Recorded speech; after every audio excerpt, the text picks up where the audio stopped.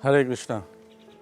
तो अब एक कथा बताते हैं, जिस कथा के माध्यम से पता चलता है कि भगवान कृष्ण का कोई भक्त होता है तो भगवान उसकी रक्षा तो करते ही हैं, पर देवी देवता भी उस भक्त की रक्षा करते हैं।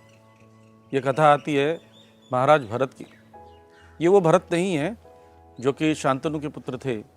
ये राजा भरत जो है ऋषभ देव के 100 पुत्रों में वरिष्ठ पुत्र थे।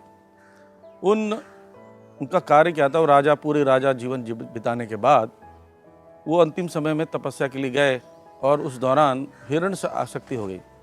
हिरण से आसक्ति होने के कारण अगले जन्म उनको हिरण का प्राप्त हुआ, परंतु भक्ति तीव्र थी, इस कारण से हिरण के तुरंत बाद अगला जन्म जो हुआ जड़ भरत का हुआ। जड़ भरत के जीवन में वो महान शुद्ध भक्त बने, पर नाम जो जैसे है कि जड़ भरत, उसके अनुसार वो हमेशा जड़ बुद्धि दूसरों को बताते, पर अंदर से आत्मा का भजन होता, अंदर से हमेशा उनका मन लगा रहता भगवान के उसमें। तो घर वाले भी छोड़ दिए, तो वो सड़क पर जाते घूमते, जहाँ कुछ मिल जाता खाते, पूरी तरह भगवान पर आश्रित। और किसी ने सोचा कि इनको भोजन कैसे दिया जाए, कुछ तो काम करें, तो खेतों में उनको काक भगोड़ा बना के बैठा दिए। आपने देखा होगा जो पक्षियों को उड़ाने के लिए लकड़ी का लगाते हैं, ऊपर भंडा लगा देते हैं, ऐसे उनको बना दिए बोले। और जड़ भरत इतने साधारण, इतने सरल थे कि वो ऐसे ही खड़े रहते थे घंटों।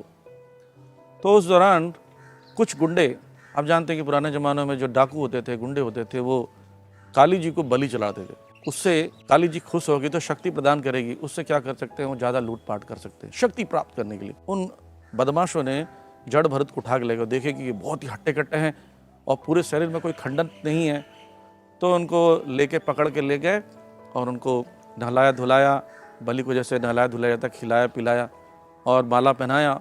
अब बलि देने के लिए काली जी के पास ले गए।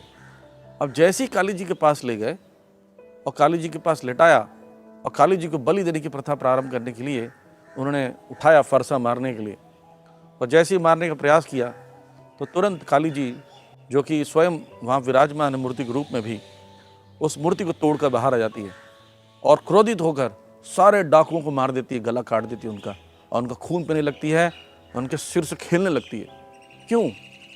क्योंकि वो अपने स्वामी के परम भक्त जड़ भरत को बचाना चाहती थी। उनको क्रोध हुआ। आप देखिए यहाँ पर जो उनके ही भक्त थे, काली के भक्त थे, उनको ही मारा।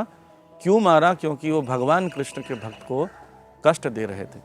तो इससे पता चलता है कि किस प्रकार भगवान कृष्ण के भक्तों को देवी देवता भी सुरक्षा प्रदान करते हैं, और यहाँ तक कि स्वयं भगवान कृष्ण रक्षा करते हैं। कृष्ण राखे मारे के, कृष्ण मारे राखे के।